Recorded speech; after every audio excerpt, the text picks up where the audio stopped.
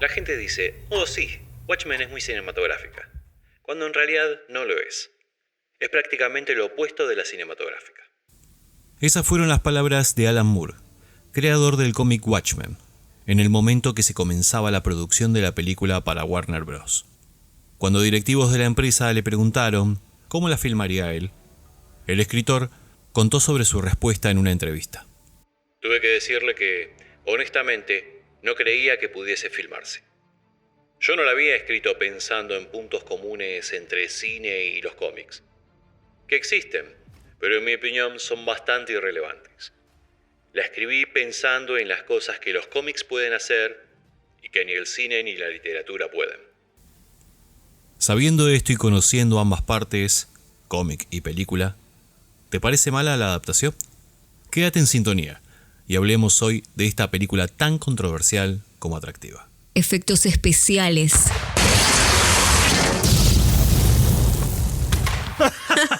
Comedia. Terror.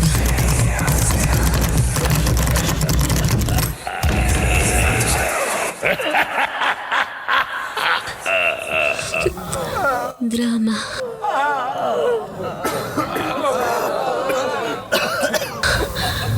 Romance. Mom's gonna love you. Mom's gonna love you too. Y algo más. Si sale en la pantalla grande, nosotros lo vemos. Sobredosis de cine. ¿Preparaste el pochoclo? Hola gente, ¿cómo va? Si es la primera vez que me escuchás, bienvenido. Si ya me escuchaste antes, gracias por volver. Mi nombre es Pablo Fontaines y esto es Sobredosis de Fandom, un podcast para toda la cultura geek, donde vas a escuchar hablar de cosas ñoñas como cine, series, cómics y, por qué no, sobre literatura, si también nos encanta. Este es el episodio número 34. Y, casualmente, este mes se cumplen 34 años desde que Alan Moore y Dave Gibbons dieron a conocer al mundo Watchmen. Por eso, en este episodio y los dos siguientes, vamos a hablar de esta maravilla y a contarles su historia y la de sus personajes. Primero la película, luego el cómic y por último la serie de HBO. A través de estos 3 episodios comprenderemos por qué es lo que es y cuál fue su legado.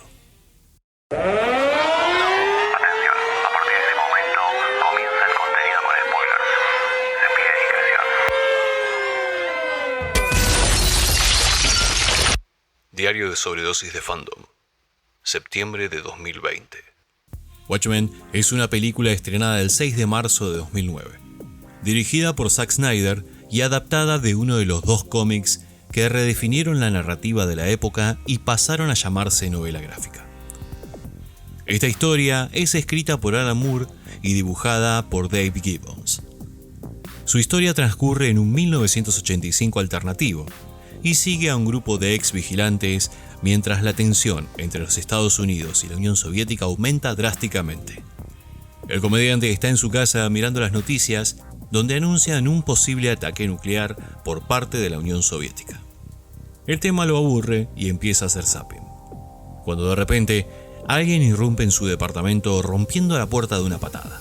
El comediante lo reconoce inmediatamente y dice: "Supongo que era cuestión de tiempo", y le lanza la taza que tenía en la mano para distraerlo y tomar su arma. La taza se estrella contra el número del departamento, que es 3001. Casualmente, dicha taza arranca el número 1 dejando en la puerta solo el 300 para hacer referencia a la película que el director dirigió 2 años antes, basada en el cómic 300 de 1998, escrito por Frank Miller. La pelea es brutal y el comediante no tiene chances de ganar. Justo antes de ser arrojado por la ventana al vacío, dice: "Es una broma, todo es una broma. Madre, perdóname". Y cae la mítica gota de sangre sobre su pin de la cara sonriente. Ahora sí, está listo para morir. Llegan los títulos iniciales y acá vamos a ver un poco de la historia para situarnos en esta realidad. En la primera imagen podemos reconocer al búho nocturno que detiene a un ladrón.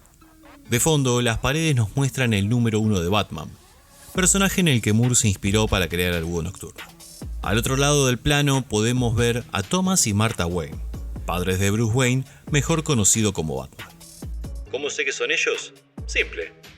Si miramos un poco más la pared, podemos ver que a la izquierda de la tapa de Batman, uno de los panfletos dice Gotham. Parece que aquí no muere y el Caballero de la Noche no existe. Vemos al primer espectro de seda posando frente a la policía y luego al comediante deteniendo un robo de bancos. A los Minutemen posando para una foto en 1940. Un avión bombardero llamado Mi Júpiter, con un dibujo del espectro de seda en un lado. Aquí la referencia es a Enola Gay, que el 6 de agosto de 1945 lanzó la bomba nuclear sobre la ciudad de Hiroshima. Debajo de las ventanas se puede leer Capitán Peter Arpelo. Este es el escritor del libro de la película. Vemos una mesa armada y un cartel grande que dice Feliz jubilación Sally.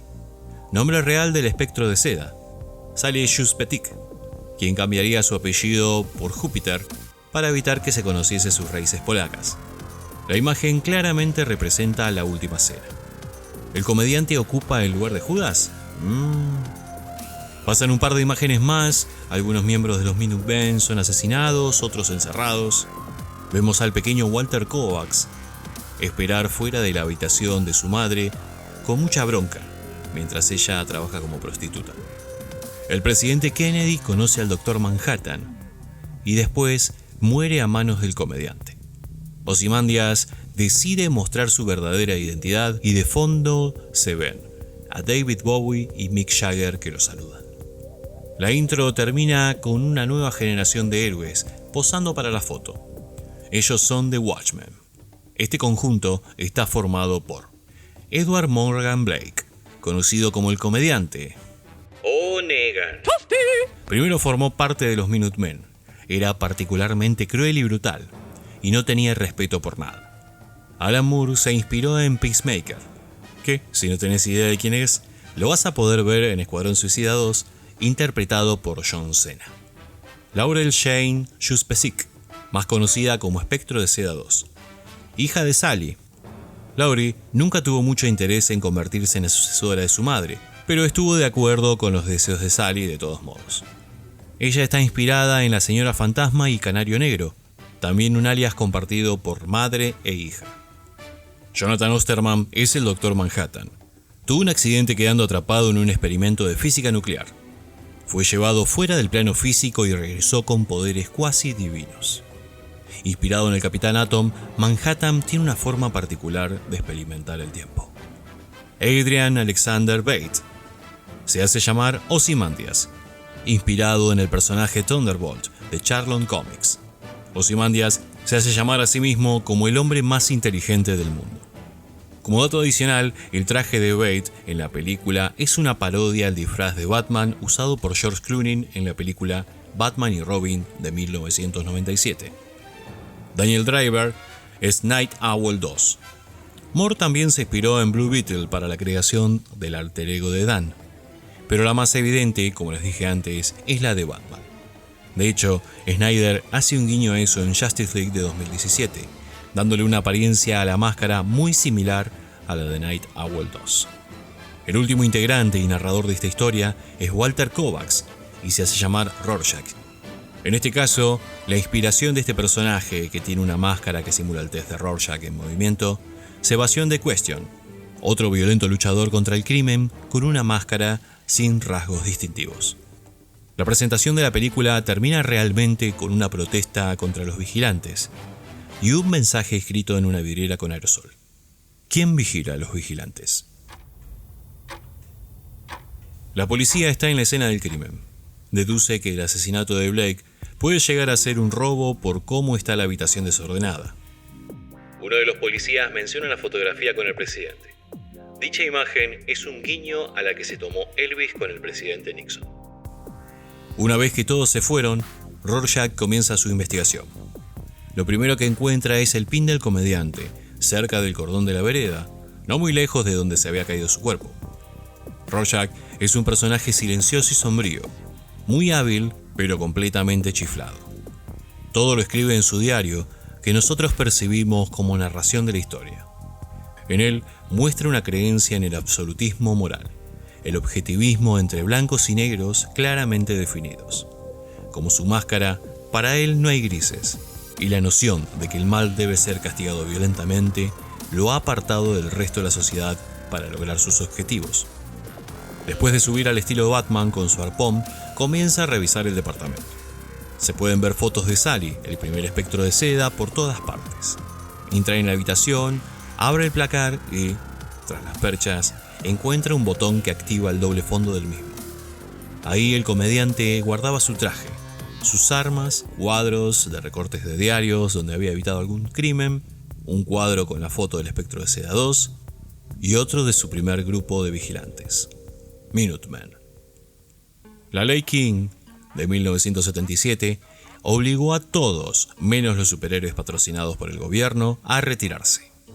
Es algo así como los acuerdos de Sokovia en el UCM o lo que pasó en Los Increíbles de Disney. Adrian reveló su identidad y se volvió un empresario exitoso. Dan y Lori dejaron de ejercer el vigilantismo y pasaron al anonimato. Y tanto Manhattan como Blake trabajaban para el gobierno. Rorschach no accedió a ninguna de las dos opciones y se mantuvo en la ilegalidad porque para él su máscara era su verdadera cara. Una vez es capturado por una cámara patrullando las calles, y su caminar, sumado al ángulo de la toma, es un guiño al supuesto video de Pie Grande de Peterson Gilmore, de los años 60. Luego de realizar sus pericias en el departamento de Blake, Rorschach decide visitar a Dan para darle la noticia, ya que cree que alguien está matando a los vigilantes enmascarados. La siguiente visita es a Manhattan y a Lori, que trabajan en la base de la Armada Rockefeller. John obviamente ya conocía la noticia y Lori no mostró interés. De hecho, odiaba al comediante porque él había violado a su madre en la época de los Minutemen. En este universo, la Guerra Fría se hace cada vez más intensa.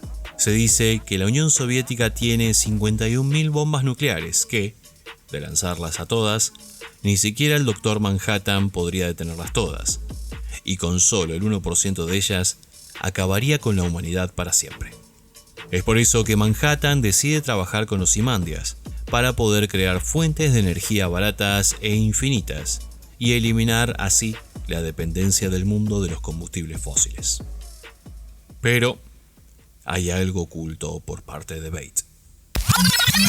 Si ya llegaste hasta acá, no te vayas. Seguí escuchando que todavía hay más. Suscríbete para que te avisen si subo contenido y déjame una sobredosis de likes. Parece una pavada, pero me estás ayudando muchísimo. Adelante con todo. Watchmen como adaptación de la novela gráfica creo que es pobre. No llega a contar la historia completa. De hecho, cambia el final del plan de Ozymandias. No deja ver la esencia real de lo que Moore quería transmitir. Pero eso lo dejamos para el próximo episodio, donde vamos a desarrollar un poco la edición impresa. Como película individual es excelente, más si tomamos en cuenta el Ultimate Cut que salió en DVD. Un conjunto de 4 discos que incluye el corte del director de la película, reeditado para contener Tales of the Black Fighter, o en español, Relatos del Navío Negro, ya que aparece en la novela gráfica, con lo que el tiempo de duración de la película se extiende a casi 4 horas. Parece que a Snyder le gustan las versiones extendidas de 4 horas, ¿no? Justice League. El DVD también incluye 2 horas adicionales de características de Under the Hood, bajo la máscara, que describe la generación anterior de superhéroes y proporciona un trasfondo a la película. Pero hagamos una pausa que les di demasiada info junta. Relatos del Navío Negro es un cómic dentro del cómic de Watchmen. Es una subhistoria que su narrativa ayuda a comprender la historia principal. En el film se presenta a modo de historia animada, donde el narrador es Gerard Butler, protagonista de la película 300 que mencionamos antes. A nuestro director le gusta tanto las referencias que incluso Barry Allen en Justice League tiene una remera de Tales of the Black Fire. Seguro que Joss Whedon ni cuenta se dio. Dentro del universo Watchmen, Under the Hood es la autobiografía de Hollis Mays, el primer Night Owl, publicada en 1963, que genera controversia entre los miembros de Minutemen, ya que muestra el lado oscuro de la agrupación de vigilantes. En dicho libro nos narra su infancia en el taller mecánico con su padre, sus valores morales por parte de su abuelo que lo llevan a convertirse en la policía de Nueva York, y cómo su deseo de ser vigilante nació con la aparición de los primeros cómics para luego hacerse realidad inspirándose en el primer enmascarado real, Justicia Encapuchada. Cómo decide el nombre Night Owl y cómo se forman los Minutemen son temas necesarios si estás escribiendo un libro sobre tu vida como vigilante, ¿no? Pero lamentablemente, Mason fue más allá y contó la interna que quizás no debería haber hecho. En el capítulo 5, el más corto del libro, resume el principio del final de los Minutemen, comenzando con el Capitán Metrópolis, los problemas conyugales de Espectro de Seda y cómo el comediante la violó, la muerte de Dollar Bill y el asesinato de Silhouette por ser lesbiana. De Justicia Encapuchada, el más misterioso de los integrantes, dado que nunca se supo su verdadera identidad, Mason lo asoció con Rolf Müller, un famoso forzudo de circo cuya familia era de Alemania del Este.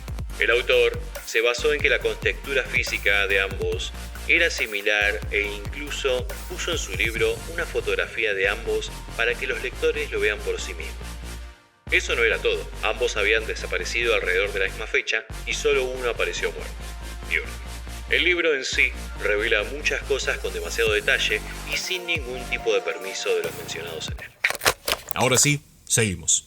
A Zack Snyder le encantan las referencias y los easter eggs. La película es una clara muestra de ello, como cuando vemos a Snyder al lado del comediante combatiendo en Vietnam, o como la escena donde vemos a Ozymandias frente a unas pantallas de televisión monitoreando todo. Entre algunas de las más significativas, podemos ver las siguientes imágenes. En referencias a la Guerra Fría o ataques nucleares, tenemos Trinity y Más Allá, película bomba atómica de 1995, Punto Límite de 1964 y El día que paralizaron la Tierra de 1951. Referencias sobre ataques alienígenas, Regreso a la Tierra de 1955. Referente al Dr. Manhattan y su ida a Marte, Marvin el Marciano. Referencias a 300 tenemos Los 300 Espartanos de 1962. Referencias a Watchmen tenemos Rambo 2 de 1985. Esa es por el pin que lleva el compañero de Rambo, que es igual al del comediante. Tenemos a productos Bait, desodorante, juguete de Ozymandias y al perfume Nostalgia. Solo les voy a pedir que recuerden el nombre del producto porque vamos a mencionarlo cuando le toque el turno a la serie de HBO. Hay otras cosas más evidentes, dibujos animados, series de la época donde se está ambientada la historia y hasta luego. En cuanto a la calidad visual, Snyder siempre se destaca por transportarnos la mayor cantidad de viñetas a la pantalla grande. ¿A vos qué te pareció esta adaptación? ¿Es digna de ser llamada así? Déjame un comentario o un clip de audio. Quizás si la viste sin haber leído el cómic, esta saga de episodios te ayuda a entenderla mejor. Sobredosis de fandom. Si te gustó el contenido de este podcast, apretá el botón seguir. Así puedes recibir una notificación cada vez que subo un episodio. Busca el botón de compartir y publicarlo en tus redes sociales, así mucha más gente me puede conocer. Atentos que en el próximo episodio vamos a buscar entender el verdadero significado del cómic. Recordá que el programa está disponible en todas las plataformas de podcast como Apple Podcasts, Anchor, iVoox, Google Podcasts, Spotify, Overcast y Radio Public, entre otros. Ahora estamos en YouTube también, así que a suscribirse, activar la campanita, darle like o dislike, es un mundo libre, hagan lo que quieran, Cuéntenle a sus vecinos, compañeros de trabajo y o colegio. Si querés dejar un comentario, será recibido con muchas albericias. No te olvides que estoy en Instagram como Sobredosis de Fandom todo junto. Te puedes comunicar por ahí o por mail a sobredosisdefandom@gmail.com. También me podés encontrar en Twitter como @pfontenes. La estoy haciendo larga, así que me rajo, gente. Mi nombre es Pablo Fonteñez. Buena vida. Chao. Este episodio llegó a su fin. Pero no se preocupen, muy pronto subimos uno nuevo. Sobredosis de fandom.